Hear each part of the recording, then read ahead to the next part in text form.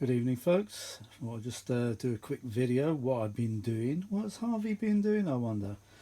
Well, I've been. This is my test machine, my test Brenell tape deck. I've actually got another one, to be honest. I haven't even taken out the box yet. Oh, God.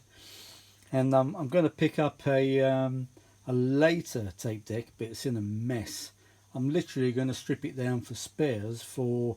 I've got a Mark 5 Series 3 M, and I've got it here. It's the first Brenell I ever bought, really, but I've never even.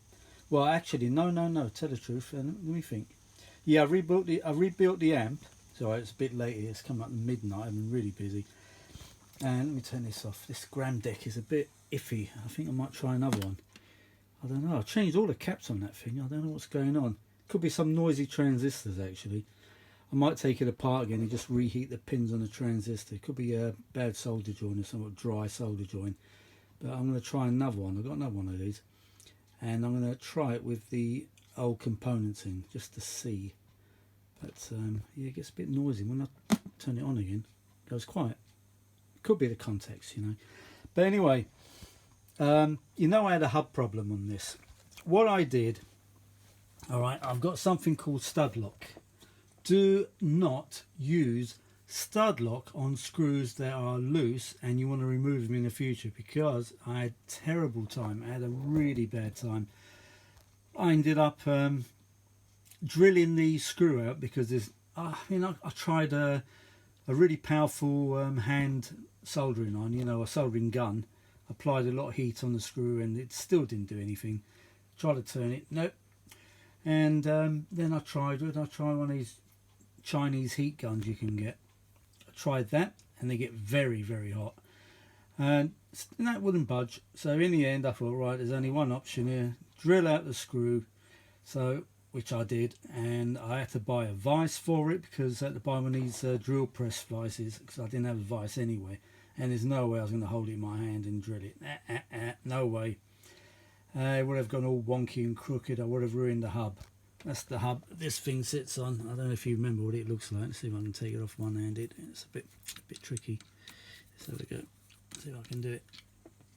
Oh God, I'm so knackered. Let's have a look. Hang on a minute. Right, that thing there, the hub. Yeah.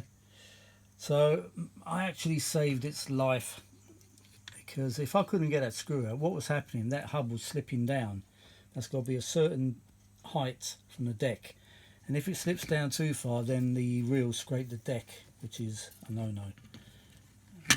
Oh, here we go. Got it back on. Right, there we go. Put it. If you've got these little screw things for a Brenell deck, put them on, because this rewinding fast forward is very, very fast, and the reels can jump up, and you can chew your tapes up. So, just a word of warning.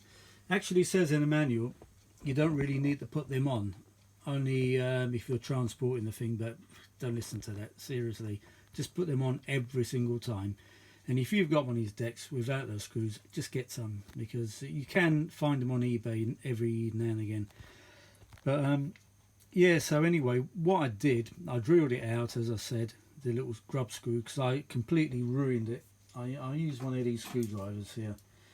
There we go, one of these from Maplin, the old Maplin that closed down. And that tip is exactly right. It fits the screw perfectly. Because what a lot of people tend to do, they use the wrong slot screwdriver on a screw. And when you put one of these into a screw, like the slot end, it's got to be tight. It's got to be really firm, so you can't wriggle it side to side. If you can, it's the wrong size. And you're getting them that going, and that's it. Bye-bye screw. Well, anyway, I said bye-bye to that screw only because I couldn't get it out. It was stuck fast with that stud lock. Oh, God almighty. And apparently it's for studs on a car, on the cylinder head or something like that, so they don't work loose. That's why you can only free them with temperatures above 300 centigrade. Ha! Wow. So anyway, when I drilled out the screw, the grub screw, a brand new grub screw. I've got a little set of these BA grub screws. You've got to buy all BA stuff when you've got this sort of gear. Metric, forget it, out the window. Unless you tap the actual socket with metric. tap and die sets, but I don't like metric. I like to use BA. If the machine was made with BA screws and BA sockets, naturally I want to tap it with BA. Let me turn it. This is noisy, this bloody Gram deck. Don't know why. I'll have to rig up one of these. I've got a few of these leak amplifiers, and they've actually got a tape head connection. So I'm going to get one out and change whatever needs changing on it and start using that with this. Because that little Chinese amp and the Gram deck don't really... it's okay, but it wasn't really intended... Well, it was intended for a machine with a tape head, direct connection, but I don't know. I think that one's a little bit noisy. Oh, I don't know. It actually worked all right when I tried it. How many months ago was it? I think it was last year. And I think I rigged up this deck, the one I fixed, the one that can now record. Well done, Harvey. And actually use that one. But after I changed a few more components, a few caps, it's gone a bit noisy. So I don't know whether it's just the work I did to it, like the capacitors, but they're all right. There's nothing wrong with them. I don't know, brand new. I think the switch is just noisy, actually. See, the thing is, right, as soon as you turn it off and turn it on again, it's quiet. So if anyone's got any ideas, let me know. And it suddenly gets a bit noisy. So if you've got any ideas, let me know on that one. I'm not an expert on Gram decks, far from it. So anyway, I've got a BA tap and die set. So what I did, I left the hub in the vise, and I got my little what do you call it? Is it the die or the tap? I think it's the tap. Yeah, got it out.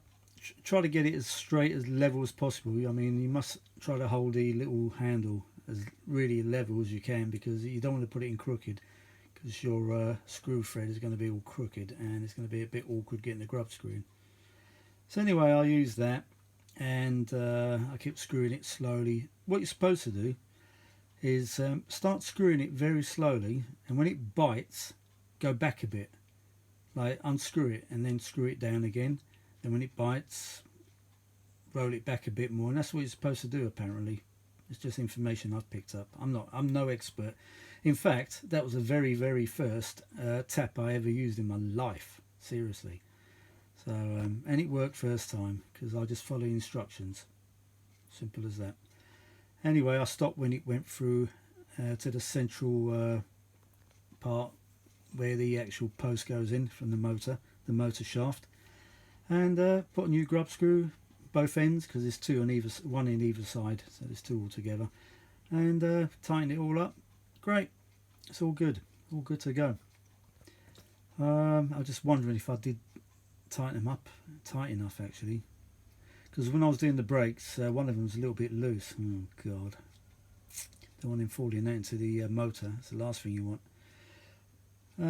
Yeah, I could have used some not the stud lock. I've got some other stuff. It's medium strength, and I think this stuff would be a lot better. Let me show you. There we go, this one here. I think Graham from Radio Crunch has got some of this. Actually, that's the first place where I saw this stuff. Extreme thread locker medium. Is it? Where does it say medium on this? Oh yeah, medium strength. That's what I used. Well, I didn't use it. I used it on something else, actually. I used it on the screw underneath, not this machine, but the other machine here. Because that screw keeps coming loose on the other machine. This one, for some reason, it doesn't. It's just the other ones, the later decks, with the grey decks. This is the old brown one, gold rather.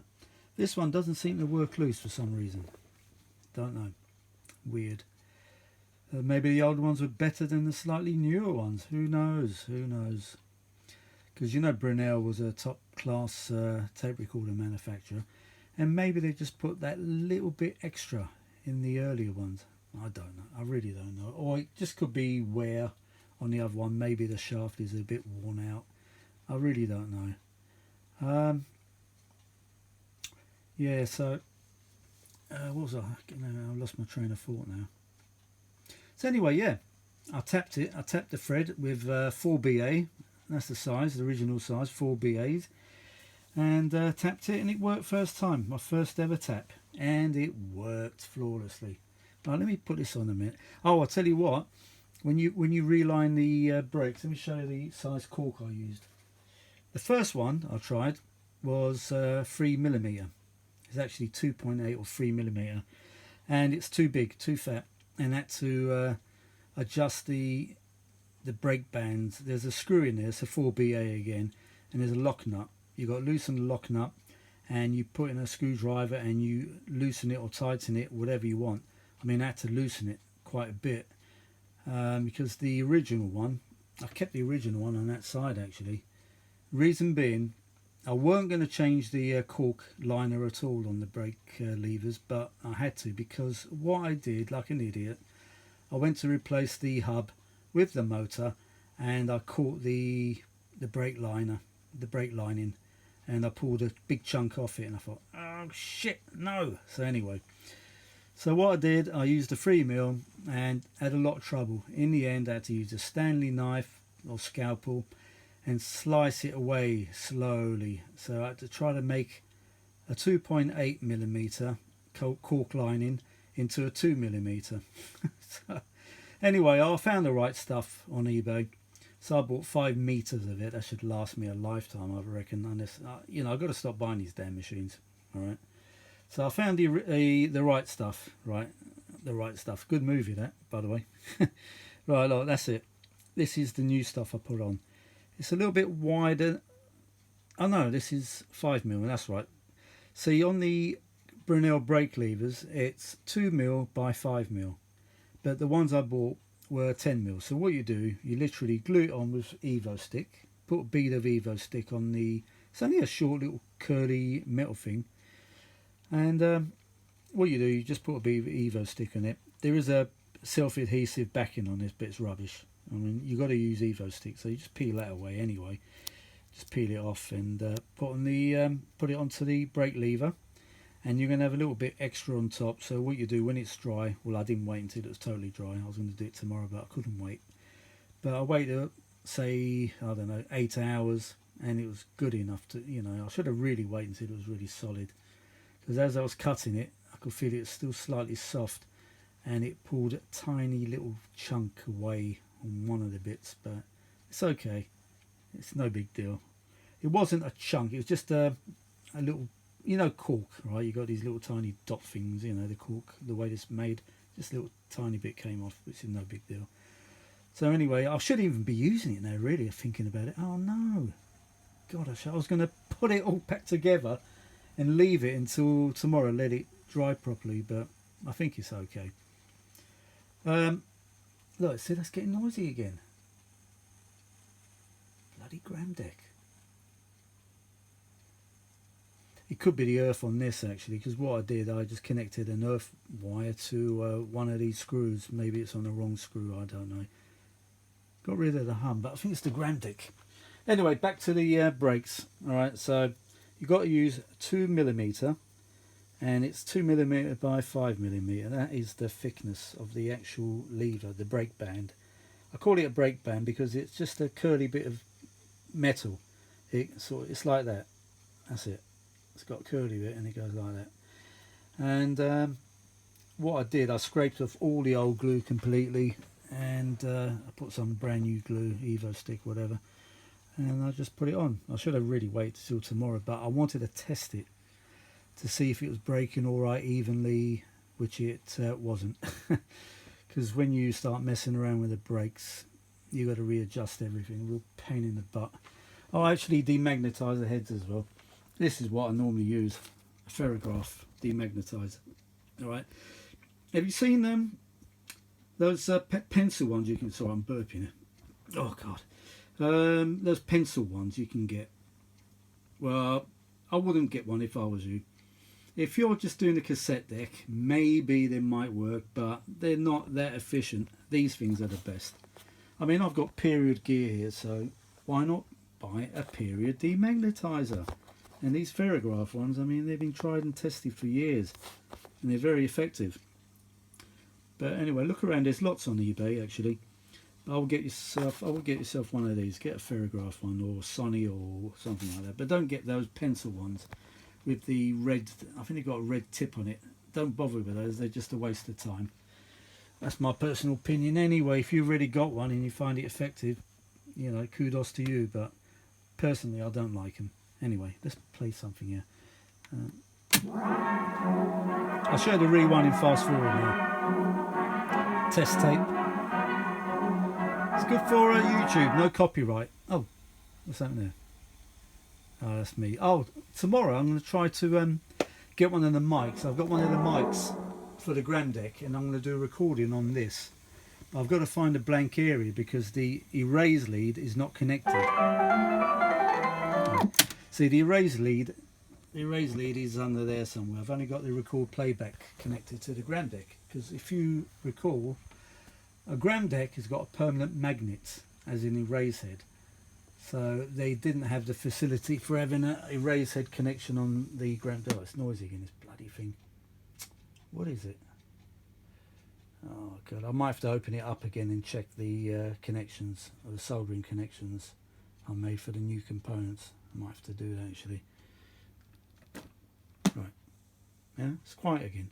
So what is it, folks? Is it the switch? What would you go for, the switch or what? So you record mic. That's for, you can plug its own mic into that. I think it's a lustraphone microphone. It looks like a little white dome or creamy coloured dome. I've got a few here actually. Yeah, I've got a few.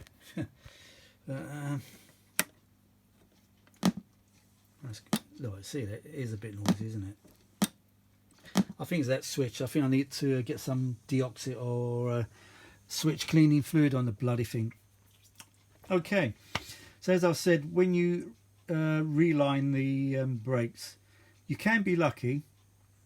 I mean, if I'd used the proper stuff in the first place, this stuff, I would have just literally taken it off, made a mark on where the lever comes off, because this the lever inside there goes into a little twisty thing. It's like a little socket that twists around, and all you do really just make a mark with a Sharpie or something like that, put the cork on.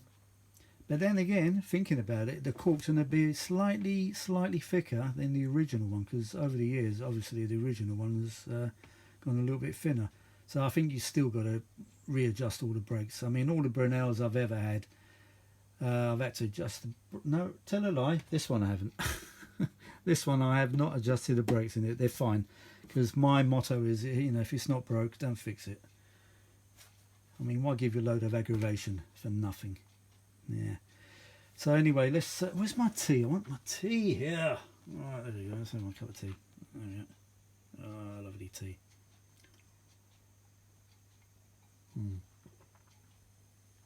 Good boy, Harvey. You didn't slurp. Oh, who's looking forward to the coronation? I've got a few beers here ready. This is one of my favourite beers. I think Graham from Radio Cruncher likes these as well. Oh, look at Graham, if you're looking. Hobgoblin IPA. What's the strength for that? 5.3. Woo-hoo-hoo-hoo. Nice. How many bottles has Harvey got? Oh, look, I've got 4 bottles. And some Lucozade. That's afterwards when I've got a hangover. I can rinse it down with a Lucozade. I've got a dice in it to fix, by the way. DC05. I've got to strip it down. I could have done it today. It was quite nice outside, but tomorrow's going to pee down, and Saturday for the coronation is going to pee down all day long. So if you've planned any outdoor celebrations, you better have a marquee or something like that, because it's going to pour down. Would you believe it, eh? Right. I keep losing my train of thought. Not losing my train of thought. I keep jumping on something other bloody subject. I keep doing that. Right. Let's show you the brakes now on this. And I'm not going to do that little trick where you switch from one motor to the other. I'm going to use the actual stop button. So put it to the central position there on stop. Because normally I just go like from one motor to the other, transfer the power. But I just want to show you. I hope it doesn't go wrong there. Makes me look stupid then otherwise. Perfect. I've already tried this before I made this video. I don't make myself look stupid, do I? Oh yeah, Harvey's adjusted all the brakes perfectly, and then all my tape goes all over the place. Look at that, perfect. Let's go all the way.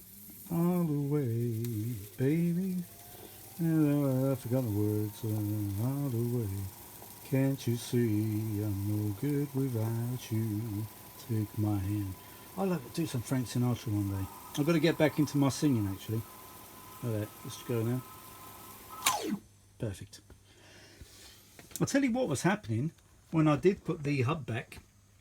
I don't know whether the heat I applied to it misformed it a bit or done something to it, because when I put it back and I was rewinding it, it made this tremendous like high pitch tone, like a whine. I thought, what the hell is that? But anyway, what I did, as I adjusted the brakes and made it a bit looser, the rewind hub was spinning much freer, so it was a little bit tight before. I think that could have been a reason. And actually, if I take the reel off, it does make that very high pitched hum, but not bad, not so bad now. I don't know whether the brakes are just slightly touching it or something like that, and it's causing some what can I say, what do you call that thing? It's like when you put your finger on top of a bottle or a glass and you move it around, move your finger around, and you get that. I think that's what's happening to the hub. But with the reels on, it seems to cushion it. It's fine. So, you know what, I'm not going to use a machine without any reels, am I? So what the hell. But it's much better now. Right, okay, let me go forward again. Show you again. I love that noise. I love that noise. That love it. And that's good enough for me. Rewind. There we go. So it's not making that high pitched hum now with the reels on, which I'm really pleased about. Oh, by the way, if you're going to send something off, do not use... hang on, let me stop it. That's okay. Little bit, went a little bit slack there slightly, but you know what? It's alright. This is the trick I like doing, really. Just switching the motor from one to the other. It switches the power, and that's all it does. There we go. Right, and then when it comes to a momentary stop, you turn it back to the central position. That's the safest way to do it. If you've got a tape on there, you don't want it to snatch and snap or whatever, just do that method on these Brenells. Whether you can do it on other machines, I don't know. I doubt it. I don't think you can do it on ferrographs, actually. I think it's only Brenells, I'm sure of it. I think it's solely for Brenell. See, this bloody Grandex making noise again. Should be quiet like this. It could be these heads, you know. I mean, these heads are used. I got them from my supplier. The original head, well, they weren't original. The heads that were on this were terrible.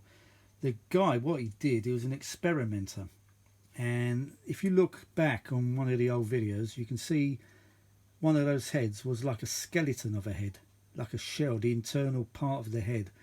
And what he did, he had one on the upper track and one on the lower track. So if he wanted to record on the lower track, he used to plug one of those leads into his recording amp or something like that. I don't know what he was doing, because when I first played the tape and it was playing the tape backwards, and I thought, hang on a minute, that's not right. Definitely not right. And then I realised the head alignment was, as I just said, one on the upper track and one on the lower track, and I don't know. But anyway, I thought, nah, scrub that. So I took them all off. I've actually got a stereo head for this. He actually bought a stereo head, and that's what that hole is there for, to pass the wire through. There. Don't want to put my finger in. It's all live in there, actually. Even under here, I can't touch under here at all in this plinth. It's all live. And then I'll be somewhere else, up in the clouds somewhere, looking down on you all, you lot. So look at that. You're paying all those bills and not paying nothing up here. It's all free. God's paying for everything. There we go. Oh yeah, guess what? Got my gas bill today. The last gas bill was £520 a quarter. Just the gas.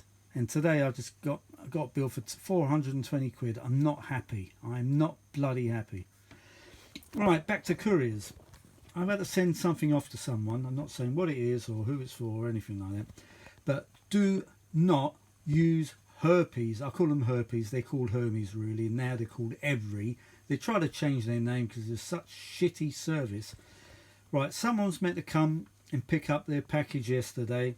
Did they turn up between 5:30 and 7:30? No.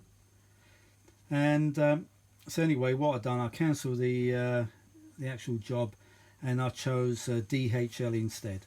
So now I'm just waiting for a refund from the other job. And then I got an email this morning saying, oh, we're coming today at 5:30 to 7:30. I would have just told him on the doorstep, sorry mate, go away, because I've already rebooked it with DHL. But did he turn up? No. So do not use Hermes unless you want your parcel going missing, or you'll be waiting in all day long, which I did yesterday, for nothing. Look, this is making bloody noises, Gramdick. Why is it making noise? Oh, God, I don't know. Right. Well, it's alright again. Turn it off and turn it on, it's fine. Any suggestions, folks? Shall I try cleaning the switch again? What do you reckon? Right, so anyway, there we go. This is all working now. Brakes are done. I should have done the other side really, but you know what? I left it so that it's working, it's braking. As I said, the only reason why I changed that one, do my little trick. As I said, because when I went to put the motor back with the hub, I caught the side of the cork liner, and I broke a big chunk. It wasn't a tiny little bit, it was a big chunk. So I thought, nah, I'll take it all off. And now I've got the right stuff. Yeah, I'm going into space, folks. The right stuff. Actually, if you look back, no, it's not on my vintage audio channel, some other one. Damn.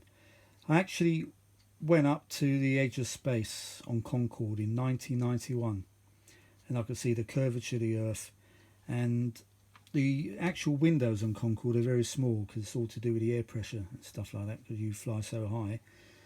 And I sort of peeped downwards and I could see the blue getting lighter and lighter, and as you sort of looked up you could see the transition between the light blue to the dark blue and then to the blackness of space. It was amazing, it really was.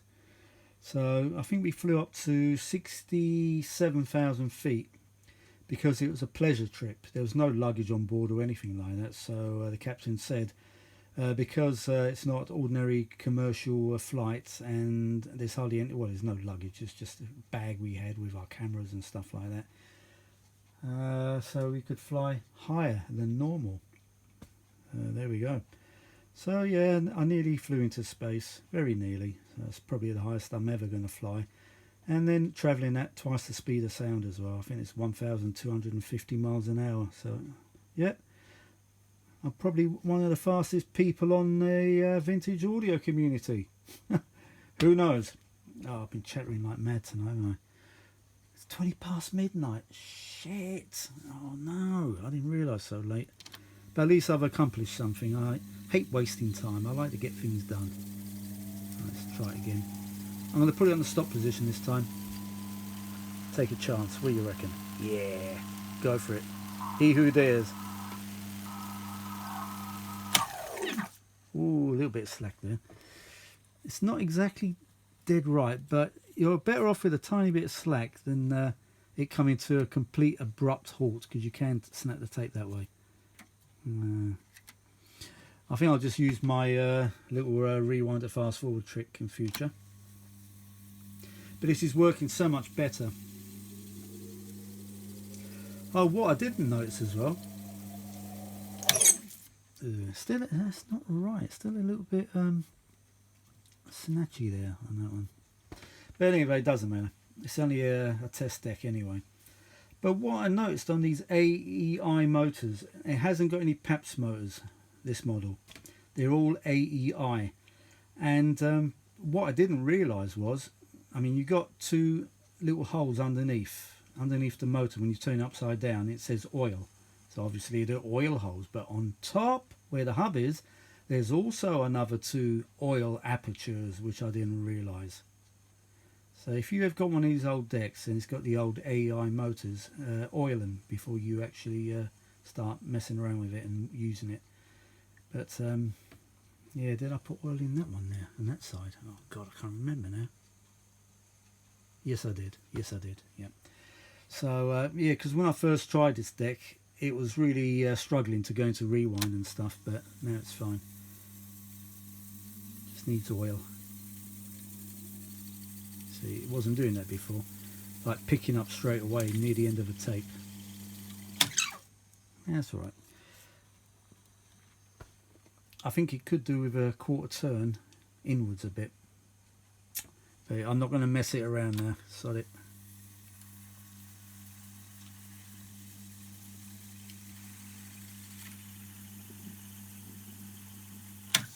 That's okay. Now I'll tell you another little tip. Always use the same size reels, right? Because if you use odd size reels, what it is, it's the centrifugal force. Oh, this bloody grand deck. Hang on, let me turn this off now. I'm not going to use this anymore. Hang on, let me switch it off for tonight. I've got these storage boxes on top of the little ampere on the ventilation holes. Very good, Harvey, well done. And that's not going to do it any good. Mind you, I don't care about that little Chinese amp. If it breaks down, it breaks down. I'm not even going to fix it. I'll just throw it in the bin. What the hell. Anyway, yeah, it's to do with the centrifugal force. If you've got a reel that's larger than the other one, as it spins around, it's creating more centrifugal force on the bigger reel. So when it goes to break, and I found this out on the Ferrograph. Oh, I put an original Beatles tape on the damn thing. I think it was Revolver, of all tapes, my favourite bloody album, Revolver. And it's on my channel somewhere if you have a look. And when I stopped the tape, it snapped. It bloody snapped. Oh. Then I phoned up this Ferrograph expert. You've probably heard of him. He's called Terry Martini. Really helpful guy. And he's the one who actually told me, did you use odd size reels? I said, yes I did, Terry. Oh dear. Yeah, don't. Future, don't. And it doesn't apply to Ferrographs, it applies to all machines. Just, you know, especially these old machines. You know, the newer ones like Sonys and stuff like that, I think probably you can get away with it. But these machines that don't have belt drive, you know, like one motor driving everything, you got to take care. Like the later Sonys or Akars, they've got one motor and you've got belts that do everything. I think you're okay with that. You can actually use odd size reels. But on these machines with 3 independent motors, no, don't do it. Because you'd be sorry, like I was. There we go. Let me just put it back to the leader. See, before this was struggling. If I was near, look, this is not right, this, you know. It's a little bit, it wasn't doing that before.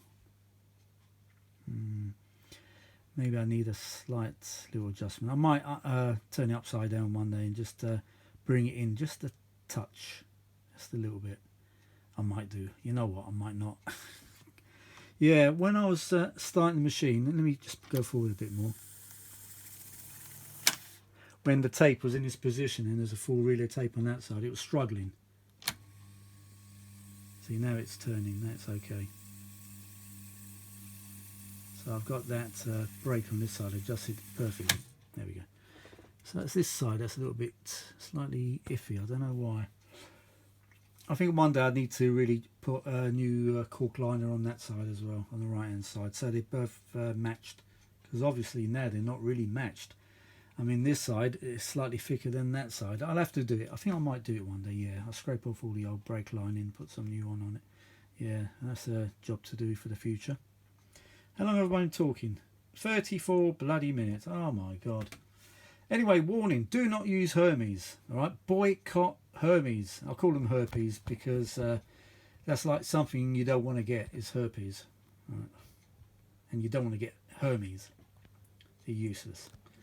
And if you're going to demagnetise your heads, as I said, don't use those pencil ones that are still regularly available. I think they come from Europe and they normally got a 2-pin plug and you need to use an adapter for it. Don't use one of those bloody things. They're shit. Get one of these. Get one of these old ferrograph ones. Look at that. Look at that. Oh, look at that. I love that. Does it say there? Made in England. Yeah. That's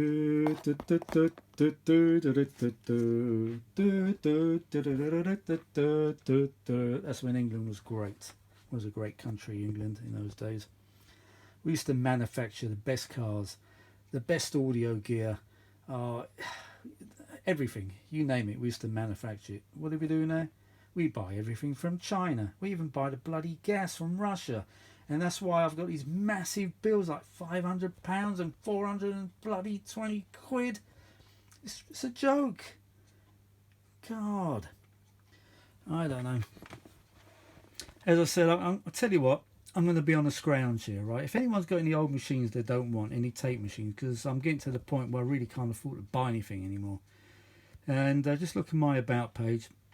There's an email address there. I think it's harveysvintageaudio@gmail.com, something like that. And if you got something to donate to me, I'll be really obliged. All right, I'll pay all the packaging, postage, costs, whatever. But if you've got one of these old machines you don't want and willing to package it up, and I'll pay for the packaging and whatever, you know, that's fine. But I'm ready here to take donations. It's getting that bad, is it? Yeah, it is. It is. There we go. Yeah, someone's actually sending me a Tandberg empty reel free of charge. I said, I'll pay the postage. He said, no, don't worry. That's some guy called Matthew who watches my channel. So thank you, Matthew, yet again. He hasn't actually sent it yet. I think he's a bit busy. But Matthew, if you're watching, you know, do it in your own time, mate. There's no rush, okay? Right, there we go. Right. I better finish my cup of tea and go to bed. It's 12:30 now. So I've been talking a load of gobbledygook and a load of crap, really. Have I been talking crap, folks? Let me know if I have. There we go. So that's, I found the exact brake liner. It's made of cork, by the way. It's all cork, the old machines. In fact, a majority of the old machines from the 60s, they always use cork lining.